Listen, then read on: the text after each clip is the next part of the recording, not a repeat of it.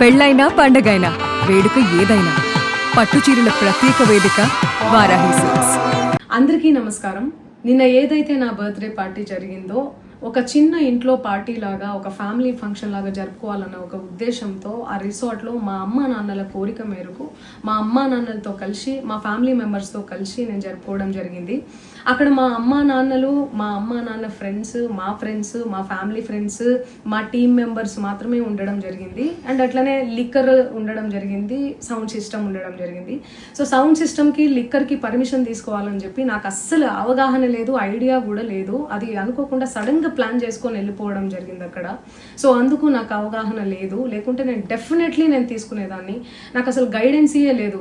ఎవరైనా గైడ్ చేసినా కూడా నేను పర్మిషన్ తీసుకునేదాన్ని, లేకపోతే నేను ఎందుకు ఇలా తెలిసి చెయ్యను కదా. సో ఇదంతా ఇలా తెలిసి అయితే నేను తప్పు చేయలేదు, తెలియకుండా ఇది జరిగిపోయింది.